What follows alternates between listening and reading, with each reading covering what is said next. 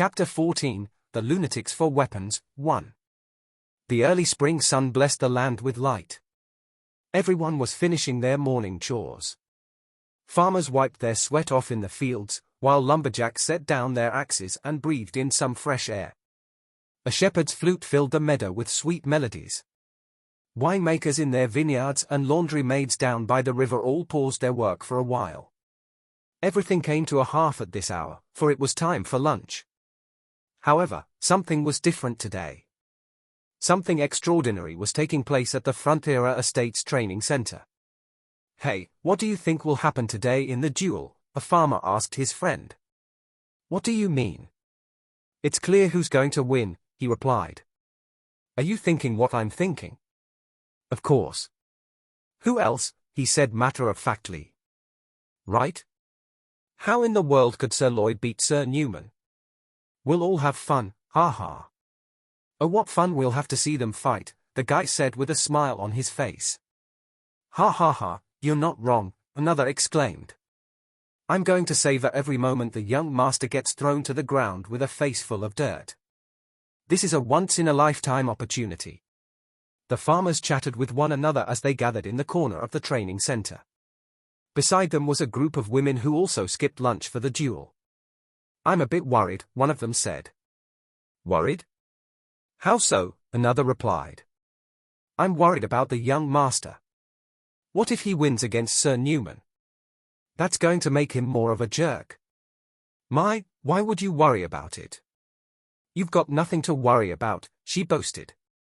"And who cares who wins? This kind of entertainment was just what we needed to kill the boredom." Dozens of people gathered at the training center to watch the duel. Most of them anticipated that Lloyd Frontiera would be the loser. They rooted for Sir Newman. As far as they knew, their young master had never even held a sword before. Although he had calmed down a month or two ago, the Lloyd Frontiera they knew was a man who lived in a drunken stupor. Aside from his drinking problem, the people cheered for Sir Newman because of the troubles Lloyd had caused in the land. He was a bad example to the children of their land. Almost everyone was a victim of his unsightly behavior and harassment. "I pray to the heavens that Sir Newman will put the fear of God into that man. That must be enough to teach him a lesson to stay low and keep things down. Please, please." Most of those gathered had the same wish. But there were a few who supported Lloyd. "But you know, Master Lloyd has been staying out of trouble these days." It was a shepherd boy who spoke. His voice sounded cautious. But his comment immediately attracted the annoyed voices of the woodcutters around him. "Hey, kid. People don't change," one of them said defiantly. "Sir, but it is true that he has changed," the boy insisted. "Sure. That's true. But so what? It's only been 2 months. He's got to keep up that good behavior for a while to earn our trust," the man huffed. "But he installed the floor heating system, the ondel, in my house," the boy cried. "TSK, didn't you pay for it?" the guy huffed again. "But it's very warm and nice," the boy replied. "Goodness. Whatever. You're a body-crying wolf anyway." "I'm not lying. I'm telling the truth." "Enough," the guy said solemnly. "I've signed the contract for that floor heating system or whatever, so I'll find out soon. Let's enjoy the show first." "Yes, sir." Other than the shepherd boy, few rooted for Lloyd. The Baron and the Baroness were there in support of their son. Baron Frontiera called Sir Newman earlier in the day to ask a favor of him. "Sir Newman," Baron Frontiera called. "Yes, my lord." "Please take care of my son today." "Understood. Please do not worry about it." "Thank you," the Baron continued. "Though my son has acted impertinently, he is going to be your master in the future. So please don't be too harsh on him. Make sure he is free of injury." "I will keep that in mind, sir." In short, even those who rooted for him didn't believe that he would actually win. So not a single soul in the crowd thought victory would go to Lloyd. When Lloyd finally appeared in the arena, what little hope they had in their hearts vanished immediately. The result of the duel was already determined in their heads. Sir Newman would win. "I present to you, Sir Lloyd," the estate servant shouted. The announcement moved everyone to turn toward the entrance. And at last, Lloyd trudged into the training center. He was holding a shovel in his hand. Eh? Everyone's eyes widened in surprise. They saw the shovel. And they wondered for a second if they were on a construction site. "I thought he came here for a duel. Why is he holding a shovel instead of a sword, an axe, or a spear?" They wondered to themselves. "Hey, is that construction happening here after the fight?" one of the soldiers asked. "What do you mean?" answered another. "I mean, the floor heating system construction Sir Lloyd is obsessed with these days," he replied. "Are you asking if it's happening here?" "No way." "Right?" "Yeah, no way." The soldiers who weren't working today chatted with one another. They couldn't wrap their brains around this. As everyone stared and wondered, Lloyd strolled into the center of the ring looking nonchalant. The bright sunlight revealed the shovel in his hands more clearly. Everyone could see that the shovel was made out of solid steel from top to bottom. There was only one reason why Lloyd commissioned it that way. The shovel was a weapon, not a garden tool. Lloyd walked closer to the bleachers where the Baron was sitting. He then spoke aloud. "I, Lloyd Frontiera, the son of Arcos Frontiera, is ready to face Sir Nauman in armed combat." It became crystal clear to everyone. He really was here to do this duel. The Baron furrowed his eyebrows. "Are you prepared for this duel?" the Baron asked. "Yes," Lloyd answered. "What about your weapon? Where is your weapon?" "Here," Lloyd said as he smiled and lifted up the steel shovel. "This is my weapon." The Baron was too shocked to respond. He had thought Lloyd was coming to his senses, but he was wrong. His hope for his eldest son to realize his mistakes and live a proper life was abjectly betrayed. "I can't believe he has come to the duel with such a perfunctory attitude." The Baron gritted his teeth. His heart sank with disappointment. With a sterner countenance, he gazed at Sir Newman and nodded slightly at him. "You can rough him up. Pull him back to his senses." Sir Newman nodded at his master in response, understanding his look. "Yes, my lord. At your service." This was just as he wanted. Things were developing exactly according to his wishes. Every fiber of his being yearned to roughen up the arrogant young master and hammer some sense into him. And when he turned and saw the way the young master was standing, Sir Newman became more eager to beat him down. Chatter, chatter. The audience murmured in wonder. Lloyd was striking a weird pose that no one had ever seen before. He was holding his shovel, with arms wide apart. His left hand clutched right below the shovel head. His right hand casually held the handle. He steadily bent his arms. This made him look like he was almost carrying the shovel in the air, and its sharp head pointed toward Sir Newman. This posture looked ridiculously funny and awkward to Sir Newman, who had never seen anything like it. Unable to hold still any longer, Sir Newman squeezed his nose. "Master Lloyd, may I remind you, we are meant to duel." "Yeah, I know that." "Then why are you standing like that?" Sir Newman asked. "Oh? I'm getting ready to fight," Lloyd answered.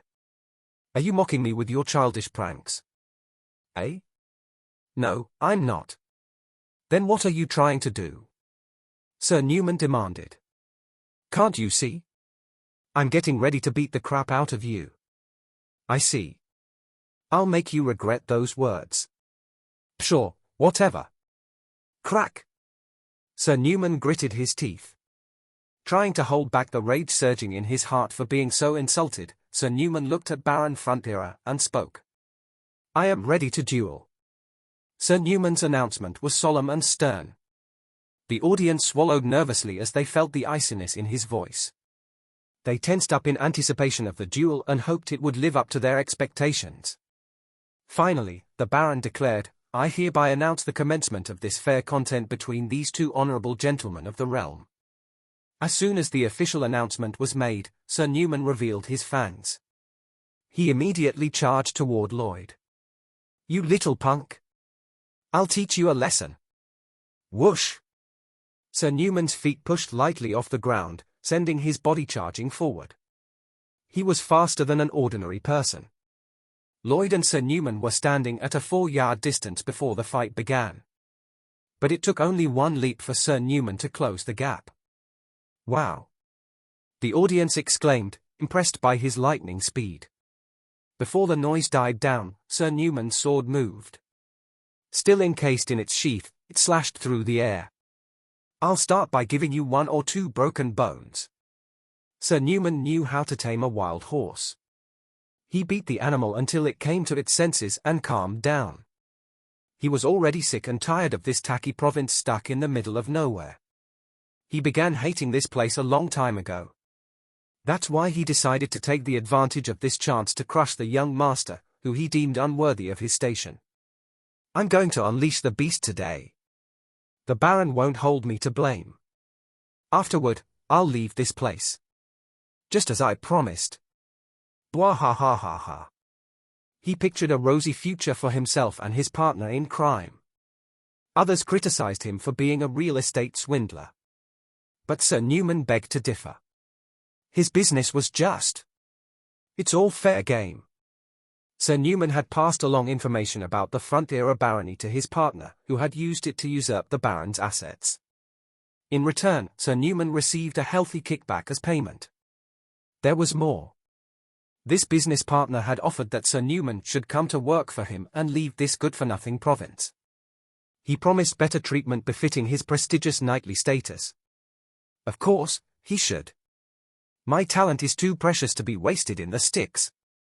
Sir Newman was an ambitious man with big dreams.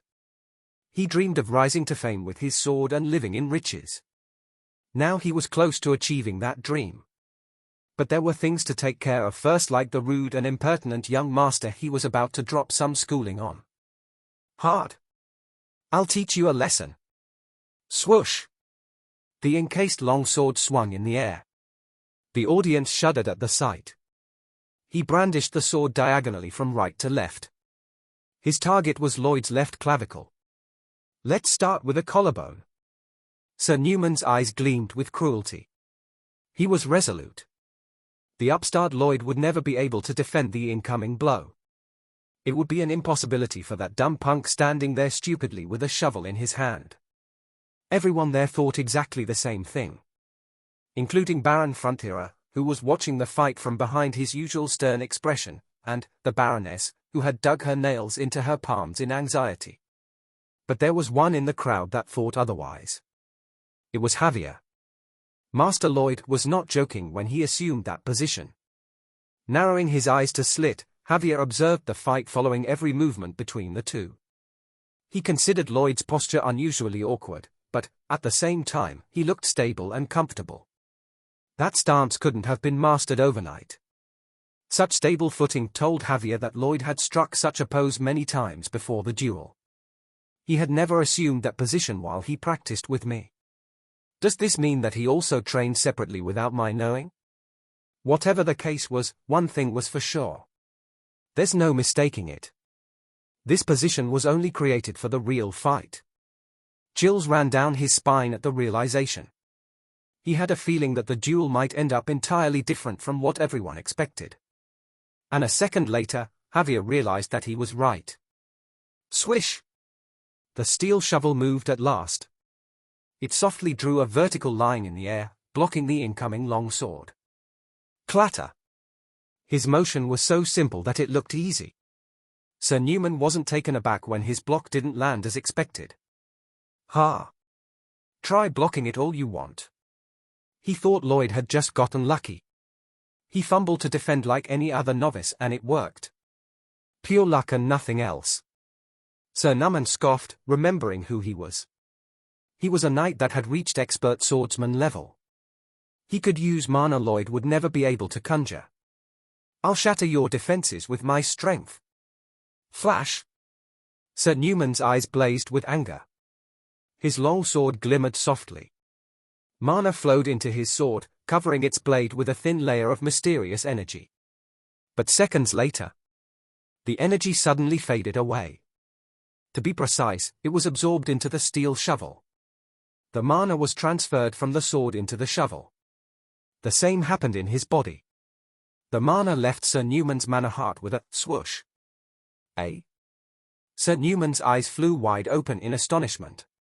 At that moment, the shovel moved again. Clang!